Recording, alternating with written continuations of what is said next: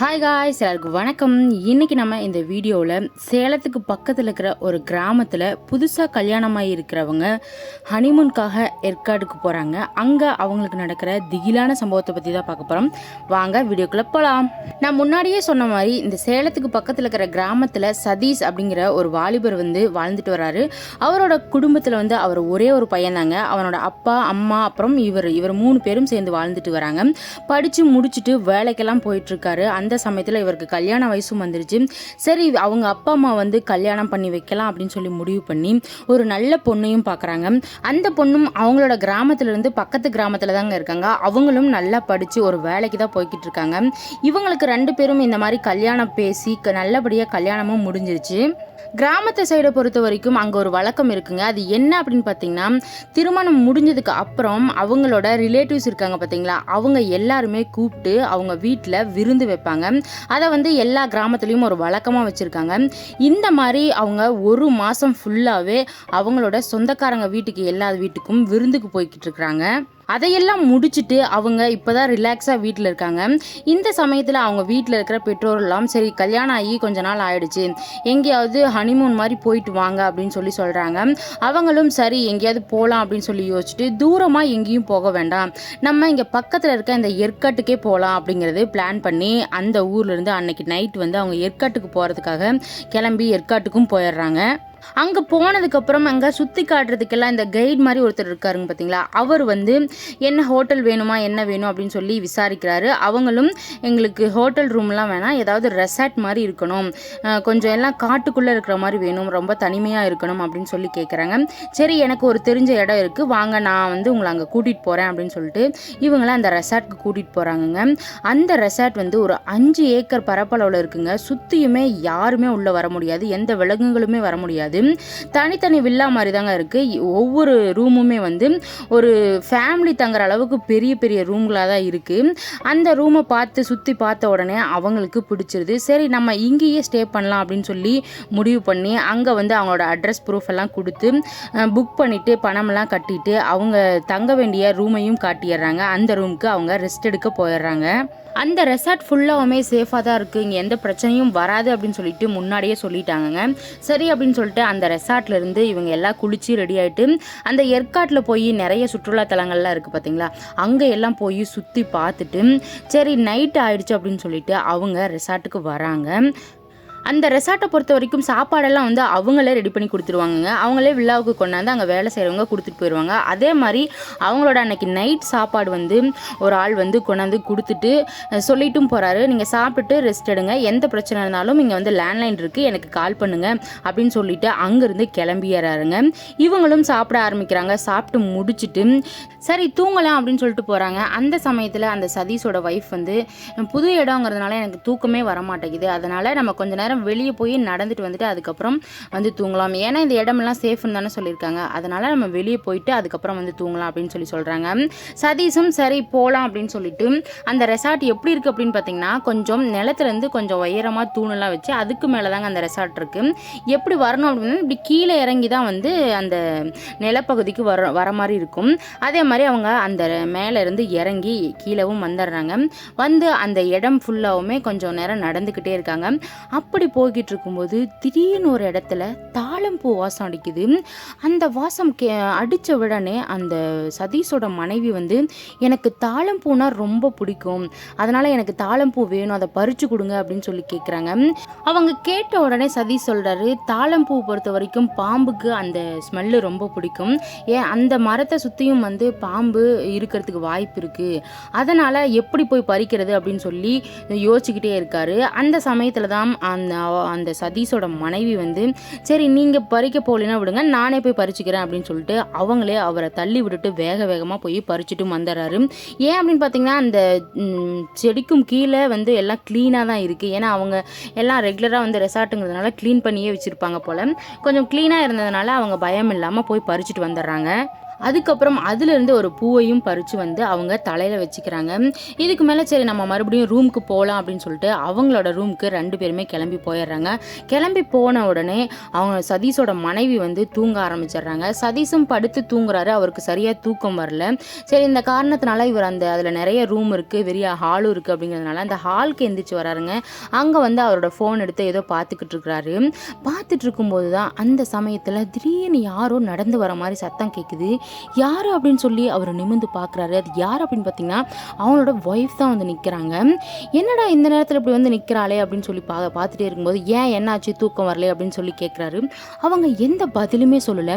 ஒரு மாதிரி பேதலிச்ச மாதிரி பதில் சொல்லாமல் அப்படியே நின்றுக்கிட்டே இருக்காங்க.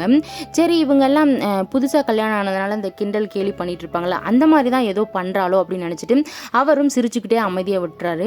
அதுக்கப்புறம் அந்த பொண்ணு வந்து அங்கேருந்து அந்த ரெசார்ட்லேருந்து இறங்கி கீழே போக பார்க்குதுங்க.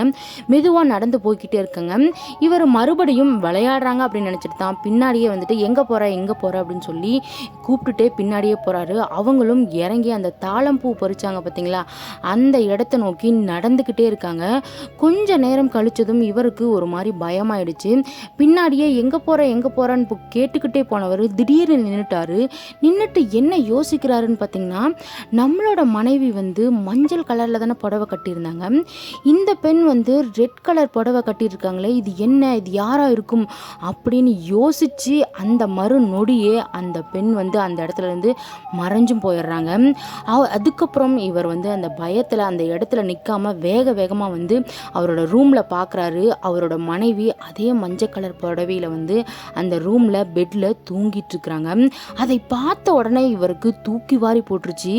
அப்போது அந்த உருவம் யாரா இருக்கும் அப்படின்னு சொல்லி பல யோசனை அவரோட மைண்டில் ஓடிக்கிட்டே இருக்குது. அன்னைக்கு நைட்டு ஃபுல்லாகவுமே அவர் தூங்காமல் முழிச்சுக்கிட்டே இருக்கார். அவரோட மனைவிக்கு இந்த நடந்த எந்த விஷயமுமே தெரியாதுங்க. அவங்க நல்லா தூங்கிட்டு இருக்காங்க. காலையில் விடிஞ்ச உடனே அவர் போய் அவரோட மனைவி கிட்ட சொல்கிறாரு, நம்ம இந்த ரெசார்ட்டில் இருக்க வேணாம், நம்ம வேறு ஹோட்டல் புக் பண்ணி வேறு ஹோட்டலுக்கு போயிடலாம் அப்படின்னு சொல்லி சொல்கிறாரு. அப்போ தான் அவரோட மனைவி ஒன்று சொல்கிறாங்க, எனக்கு ஒரு மாதிரி காய்ச்சல் அடிக்கிற மாதிரி இருக்குது அப்படின்னு சொல்லும்போது அவரும் தொட்டு பார்க்குறாரு. அவங்களுக்கு பயங்கரமான காய்ச்சலும் அடிக்குது. சரி அப்போ நம்ம வந்து ஊருக்கே போயிடலாம் அப்படின்னு சொல்லிட்டு அந்த ரெசார்ட்டில் வந்து இப்படி என்னோட மனைவிக்கு வந்து உடம்பு சரியில்லை, அதனால் நாங்கள் கிளம்புறோம் அப்படின்னு சொல்லிட்டு அங்கேருந்து வெக்கேட் பண்ணிவிட்டு அவங்க ஊருக்கும் போயிடுறாங்க. அவங்க ஈவினிங் ஒரு 3-4 மணிக்கெல்லாம் வீட்டுக்கு போயிட்டாங்க. போன உடனே இந்த சதீஷ் இருக்கார் பார்த்தீங்களா, அவர் பக்கத்தில் இருக்க ஒரு மெடிக்கலில் இந்த மாதிரி காய்ச்சலுக்கான ஒரு டேப்லெட் வாங்கிட்டு வந்து அவரோட ஒய்ஃபுக்கு கொடுத்துட்டு சரி எனக்கு வெளியே வேலை இருக்குது அப்படின்னு சொல்லி அவர் வெளியே கிளம்பிடுறாரு. அவர் கிளம்பி மணி ஒரு 6 ஆயிருக்குங்க. அந்த சமயத்தில் அவருக்கு ஒரு ஃபோன் வருது. அந்த ஃபோன் யார் அப்படின்னு பார்த்தீங்கன்னா சதீஷோட அம்மா தான் பேசுகிறாங்க. என்ன சொல்கிறாங்க அப்படின்னு பார்த்தீங்கன்னா, உன்னோட பொண்டாட்டிக்கு வந்து ரொம்ப காய்ச்சல் அதிகமாகிடுச்சுடா, அதனால் உடனே கிளம்பி வா, அவளை ஹாஸ்பிட்டல் கூட்டிகிட்டு போகலாம் அப்படின்னு சொன்ன உடனே அவரும் அங்கே இருந்து கிளம்பி வீட்டுக்கு வந்துடுறாரு. வீட்டுக்கு வந்து பார்க்கும்போது அவங்க அதிகப்படியான காய்ச்சல்லையும் குளிர்லையும் நடுங்கிட்டு இருக்கிறத பார்க்குறாரு. அதை பார்த்த உடனே சரி பக்கத்தில் இருக்கிற ஒரு கிளினிக்கு போகலாம் அப்படின்னு சொல்லி உடனே ரெடி ஆகு அப்படின்னு சொல்லி அங்கேருந்து கூட்டிகிட்டு போகிறாரு. அங்கே போய் இந்த டோக்கன் மூலியமாக தான் வந்து டாக்டரை பார்க்க முடியுங்க. அதனால் இவங்க டோக்கன் போட்டுட்டு அந்த இடத்துல வெயிட் பண்ணிட்டு இருக்காங்க. அப்போ தான் அந்த ஹாஸ்பிட்டலில் இருக்க ஒரு நர்ஸ் வந்து இவங்க கிட்ட உங்களோட வெயிட் பார்க்கணும், கொஞ்சம் வரீங்களா அப்படின்னு சொல்லி கேட்குறாங்க.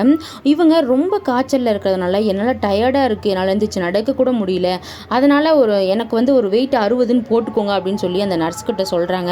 அப்படியெல்லாம் போட முடியாது, நீங்கள் கொஞ்சம் எந்திரிச்சு வாங்க, உங்களோட வெயிட்டை நான் செக் பண்ணிக்கிறேன் அப்படின்னு சொல்லும்போது இல்லைங்க நேற்று தான் நான் வெயிட் பார்த்தேன் அப்படின்னு சொல்லிட்டு இந்த பஸ் ஸ்டாப்லாம் அந்த காயின் போட்டு வெயிட் பார்ப்பாங்க பார்த்தீங்களா, அந்த மாதிரி ஒரு கார்டை எடுத்து காட்டுறாங்க. பாருங்கள் நான் 60 கிலோ தான் இருக்கிறேன், இதை நோட் பண்ணிக்கோங்க அப்படின்னு சொல்லும்போது அப்பயுமே அந்த நர்ஸ் வந்து அப்படியெல்லாம் முடியாது, உங்களோட வெயிட்டை நான் செக் பண்ணி தான் போடுவேன் அப்படின்னு சொல்லி சொன்னதுக்கப்புறம் இவங்களும் கொஞ்சம் கோவமாகவே எழுந்திரிச்சு வந்து வெயிட் பார்க்குறாங்க.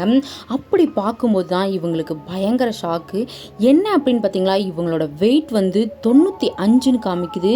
அதை பார்த்த உடனே ரொம்ப ஷாக் ஆகுறாங்க. என்னடா நேற்று தான் செக் பண்ணோம் 60 தான் இருக்குது, ஆனால் இப்போ 95 இருக்கே அப்படின்னு சொல்லி யோசிக்கிறாங்க. அந்த நர்ஸுக்கும் ஒரு ஆச்சரியம். என்ன அப்படின்னு பார்த்தீங்கன்னா, அவங்களோட உடம்பை பார்த்தா 95 கிலோ இருக்கிற மாதிரி தெரியவே இல்லை அப்படின்னு சொல்லி யோசிக்கிறாங்க. இப்போது இந்த பொண்ணு பொண்ணோட ஹஸ்பண்ட் இருக்காரு பார்த்தீங்களா, அந்த சதீஷ், அவருக்கும் பல குழப்பம் மைண்டில் ஓடிட்டே இருக்கு. சரி டாக்டர் கூப்பிட்டே இருக்காரு அப்படின்னு சொல்லிட்டு சரி போய் பார்த்துட்டு வந்துடலாம் அப்படி டாக்டரை பார்த்துட்டு அவர் கொடுத்த டேப்லெட்டு எல்லாத்தையுமே வாங்கிட்டு அவங்க மறுபடியும் வீட்டுக்கு போயிடுறாங்க. சதீஷ்க்கு மட்டும் நிறைய குழப்பங்கள் வந்துக்கிட்டே இருக்கு. என்னடா இந்த மாதிரிலாம் நடக்குதே அப்படின்னு சொல்லி யோசிச்சுக்கிட்டே இருக்காரு. ஆனால் அவர் வந்து அந்த ஏற்காட்டில் நடந்த எந்த ஒரு விஷயத்தையுமே அவனோட அப்பா அம்மாவுக்கு சொல்லவே இல்லைங்க. சொல்லாமல் மறைச்சிட்டாரு. சரி சொன்னால் வந்து பயந்துக்குவாங்களோ அப்படின்னு சொல்லிட்டு அவர் எதையுமே சொல்லலை. அதுக்கப்புறமா எல்லாருமே அந்த நைட் வந்து சாப்பிடலாம் அப்படின்னு சொல்லிட்டு உட்காந்து சாப்பிட்டுட்டு இருக்கிறாங்க. அந்த சமயத்தில் அவங்க வீட்டில் ஒரு பூனைக்குட்டி வந்து வளர்த்திட்டு வராங்கங்க. அந்த பூனைக்குட்டினா அந்த சதீஷோட மனைவிக்கு ரொம்ப இஷ்டங்க. அந்த பூனைக்குட்டியை வந்து கொஞ்சிறது இந்த மாதிரி நிறைய விஷயங்கள் பண்ணிக்கிட்டே இருப்பாங்க. அப்போது அந்த பூனைக்குட்டி மெதுவாக வந்து அந்த பொண்ணுக்கு மேலே ஏறுறதுக்கு ட்ரை பண்ணுது. அந்த சமயத்தில் இந்த சதீஷோட மனைவி இருக்காங்க பார்த்தீங்களா, அவங்க ரொம்ப ஆக்ரோஷமாகி அந்த பூனையோட காலை பிடிச்சி அந்த பூனையை ஓங்கி அந்த பக்கத்தில் அந்த செவுத்துலேயே அடிச்சிடுறாங்க. அந்த அடித்த அடியில் அந்த பூனை ரத்தமெல்லாம் தெரிச்சு அந்த இடத்துலையே வந்து இறந்து போயிடுது. இதை பார்த்து அவங்க 4 பேருக்குமே ரொம்ப ஷாக்குங்க. என்னடா இவ ஆசையாக வளர்த்தின பூனையை இப்படியெல்லாம் பண்ணுறாளே அப்படின்னு சொல்லி ரொம்ப யோசிக்கிறாங்க. அப்போது அந்த சதீஷோட அம்மா வந்து பயங்கரமாக சண்டை போடுறாங்க. பூனையை கொன்னா வந்து காசிக்கு போனால் கூட பாவம் தீராது, ஏமா இப்படியெல்லாம் பண்ணுற அப்படின்னு சொல்லி சண்டை போட்டுக்கிட்டே இருக்காங்க. அந்த சமயத்தில் சதீஷ்க்கு கொஞ்சம் கொஞ்சமாக புரிய வருது. அதுக்கப்புறம் வந்து அவங்க அம்மாவை கூட்டிகிட்டு போய் தனியாக அந்த ஏற்காட்டில் நடந்த எல்லா விஷயத்தையுமே சொல்ல ஆரம்பிக்கிறாங்க. இதையெல்லாம் அவனோட அம்மா வந்து கேட்டதும் புரிஞ்சுக்கிட்டாங்க. புரிஞ்சுக்கிட்டு சரிடா பார்த்துக்கலாம் வா அப்படின்னு சொல்லி கூட்டிகிட்டு வந்துடுறாங்க அவங்களையும் வீட்டுக்குள்ளே. சரி அவளுக்கு வந்து காய்ச்சல் முடியாமல் இருக்கிறாள்ல, அதனால் நீ அவ கூட படுக்க வேணாம், அவ கூட படுத்தா உனக்கும் காய்ச்சல் வந்துருமோ என்னமோ அப்படின்னு சொல்லிட்டு பயந்துக்கிட்டு அவரை வந்து ஹால்லேயே படுக்க சொல்லிடுறாரு. இப்போது அந்த சதீஷோட மனைவி மட்டும்தாங்க உள்ளே படுத்துட்டு இருக்காங்க. இந்த சமயத்தில் தான் அவங்க எப்போவுமே வந்து இந்த திருச்செந்தூர் கோவிலுக்கு போகிற வழக்கம்லாம் இருக்குது. அந்த கோவிலோட திருநீரை ரெகுலராக வந்து வீட்டில் வச்சுக்கிட்டே இருப்பாங்க. யாராவதுக்கு அந்த வீட்டில் வந்து யாராவதுக்கு வந்து உடம்பு முடியல அப்படிங்கிற பட்சத்தில் வந்து அந்த திருநீரை பூசி விடுறது வந்து வழக்கமாக வச்சுருக்காங்க. அந்த மாதிரி தான் அவங்களோட அந்த பொண்ணோட மாமியார் வந்து அந்த பொண்ணுக்கு திருநீர் பூசலாம் அப்படின்னு சொல்லி எடுத்துகிட்டு போகிறாங்க. அப்படி கொண்டு போய் திருநீரை வச்ச உடனே அந்த பொண்ணு வந்து ரொம்ப ஆக்ரோஷமாக அவளோட மாமியாரை முறைக்கிறாங்க. அதை பார்த்த உடனே அவங்க மாமியாருக்கும் தூக்கி வாரி போட்டுருச்சுங்க. பயந்துக்கிட்டே அந்த இடத்துல இருந்து வெளியே வந்துடுறாங்க. ஏன் அப்படின்னா எந்த சமயத்துலையுமே அந்த பொண்ணு வந்து மாமியார்கிட்ட வந்து எதிர்த்தும் பேசினது கிடையாது, அவங்கள முறைச்சு கூட பார்த்தது கிடையாது. என்னடா இந்த மாதிரி பார்க்குறாளே அப்படின்னு சொல்லி அவங்களுக்கு இன்னும் குழப்பம் அதிகமாகிட்டே போகுது. அன்னைக்கு நைட்டு எல்லாருமே தூங்க ஆரம்பிச்சிட்டாங்க. சதீஷ் வந்து ஹாலில் படுத்துட்டு இருக்கிறாருங்க. சதீஷோட அப்பாவும் அம்மாவும் அவங்களோட ரூமில் படுத்துட்டு இருக்காங்க. சதீஷோட மனைவி மட்டும் அவரோட ரூமில் வந்து தனியாக தான் படுத்துக்கிட்டு இருக்கிறாங்க. லைட்லாம் ஆஃப் பண்ணிட்டு வெளியே லாக் பண்ணியிருக்காங்க. இவர் மட்டும் ஹாலில் படுத்துக்கிட்டு தூக்கம் வராமல் முழிச்சுக்கிட்டு தாங்க இருக்காங்க. அப்புறம் கொஞ்ச நேரத்திலேயே அந்த வீடு ஃபுல்லாக தாளம்பூ வாசம் அடிக்க ஆரம்பிக்குதுங்க. என்னடா அந்த ரெசார்ட்டில் வந்த அதே வாசம் நம்ம வீட்லேயும் அடிக்குதே அப்படின்னு சொல்லி இந்த சதீஷ் வந்து யோசிக்கிறாரு. அப்போது அவனோட அம்மாவும் அப்பாவும் அவங்களுமே எந்திரிச்சு வந்துடுறாங்க. என்னடா தாளம்பூ வாசம் அடிக்குது அப்படின்னு சொல்லி அந்த சதீஷ்கிட்டையும் கேட்குறாங்க. இந்த வாசம் தாம்மா அந்த ரெசார்ட்லேயும் வந்துச்சு, இதை பார்த்து தான் அங்கே போய் அந்த பூவும் பறிச்சாங்க அப்படின்னு சொல்லி சொல்கிறாரு. அதுக்கப்புறம் இந்த வாசம் எங்கேருந்து வருது அப்படின்னு சொல்லி இவங்க 3 பேருமே தேடி பார்த்துட்டு இருக்காங்க. அப்போ தான் அந்த வாசம் எங்கேருந்து வருது அப்படின்னு பார்த்தீங்கன்னா அந்த பொண்ணு படுத்துட்டு இருக்காங்க பார்த்தீங்களா, அந்த ரூம்லேருந்து தான் அந்த வாசம் வருது. மெதுவாக அந்த ரூமை எட்டி பார்க்குறாங்கங்க. அப்போ தான் அவங்களுக்கு அதிர்ச்சியே காத்திருக்கு. அது என்ன அப்படின்னு பார்த்தீங்கன்னா அந்த ரூமில் அந்த பொண்ணை காணுங்க.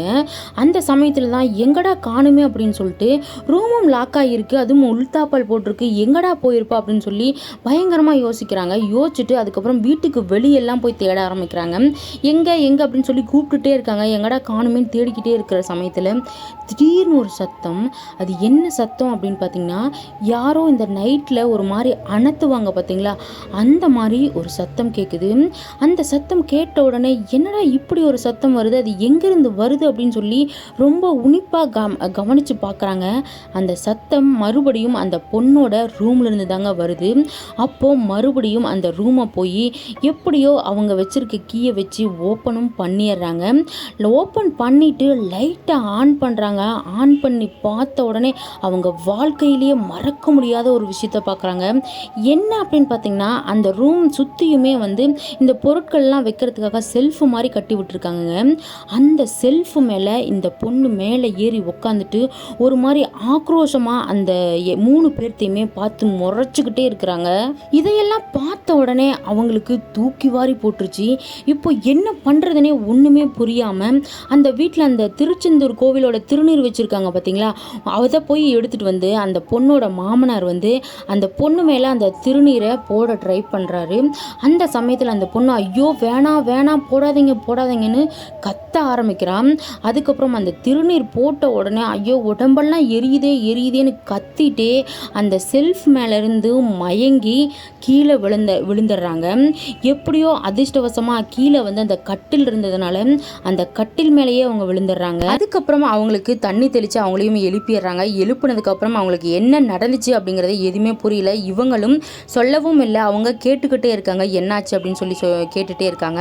அப்போது இவங்க வந்து எதையுமே சொல்லாமல் எதுவுமே இல்லை அப்படின்னு சொல்லி மறைச்சிட்றாங்க. அதுக்கப்புறம் தான் இந்த பொண்ணோட அப்பா அம்மாவை அவங்க ஊர்லேருந்து வர வைக்கிறாங்க.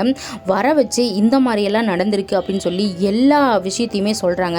சொன்னதுக்கப்புறம் அவங்க வந்து இங்கே பக்கத்தில் ஒரு பகவதி அம்மன் கோவில் இருக்குது, நம்ம கண்டிப்பாக நம்மளோட பொண்ணை வந்து அந்த கோவிலுக்கு கூட்டிகிட்டு போனால் அவளுக்கு என்ன ஆயிருக்குது அப்படிங்கிறத நம்ம தெரிஞ்சுக்கலாம் அப்படின்னு சொல்லிட்டு உடனே அந்த வீட்டிலேருந்து அந்த பொண்ணை கூட்டிகிட்டு அந்த கோவிலுக்கு போகிறாங்க. அங்கே போன உடனே அந்த கோவில் பூசாரிக்கிட்ட வந்து நடந்த எல்லா விஷயத்தையுமே எடுத்து சொல்கிறாங்க. சொன்னதுக்கப்புறம் நான் பார்த்துக்கிறேன் அப்படின்னு சொல்லிட்டு அந்த பொண்ணை அந்த கோயிலோட சென்டர் பகுதியில் உட்கார வைக்கிறாங்க. உட்கார வச்சுட்டு உடனே அந்த பூசாரியின் மேலே வந்து சாமி வராரு. சாமி வந்து ஆடுறாரு. ஆடிக்கிட்டே ஒரு சாட்டையை வந்து கையில் எடுத்துக்கிட்டு அந்த பொண்ணை பயங்கரமாக அடிக்கிறாரு. அடித்த உடனே அந்த பொண்ணுக்குள்ளே இருந்த அந்த ஆன்மா வந்து வந்துருச்சு. துடிச்சு கத்துது, என்னை அடிக்காதீங்க அப்படின்னு சொல்லி ரொம்ப கதறிக்கிட்டே இருக்கு. அப்போ தான் எதுக்காக நீ வந்து இந்த பொண்ணுக்குள்ளே இருக்க, எதுக்காக இந்த பொண்ணு மேலே நீ வந்திருக்க அப்படின்னு சொல்லி அந்த பூசாரி கேட்க ஆரம்பிக்கிறாரு. அதுக்கப்புறம் தான் நடந்த எல்லா விஷயத்தையும் அந்த ஆன்மா வந்து சொல்ல ஆரம்பிக்குது. என்னென்னு பார்த்தீங்கன்னா, இவங்க அந்த ஏற்காட்டில் அந்த ரெசார்ட்டில் தங்கியிருந்தாங்க பார்த்தீங்களா, அந்த ரெசார்ட்க்கு பக்கத்தில் இருக்கிற ஒரு கிராமத்தில் தான் இந்த பொண்ணு பிறந்து வளர்ந்துருக்காங்க. அந்த ரெசார்ட்டை சுற்றியுமே இவங்க போகிறது வரது வழக்கமாக வச்சுருக்காங்க. இந்த தாழம்பூ வந்து எல்லாருமே அந்த இடத்துல வந்து பறிச்சுட்டு போவாங்க. அந்த சமயத்தில் வந்து அந்த ரெசார்ட்டில் பெருசாக பாதுகாப்பு கிடையாது. அதனால் யார் வேணாலுமே உள்ளே வருவாங்க, அந்த மரத்துலேருந்து பூவெல்லாம் பறிச்சுட்டு போவாங்க. இந்த மாதிரி இதையே வழக்கமாக கொண்டுட்டு இருக்கும்போது அந்த சமயத்தில் தான் அந்த கிராமத்தில் இருந்த அந்த பொண்ணு அந்த தாழம்பூ பறிக்கலாம் அப்படின்னு சொல்லி அந்த இடத்துக்கு வந்திருக்காங்க. அந்த இடத்துக்கு வந்து அந்த பூவை பறிக்கும்போது அங்கிருந்த ஒரு பாம்பு குத்தி அந்த பொண்ணு அந்த இடத்துலயே இறந்தும் போயிடுறாங்க.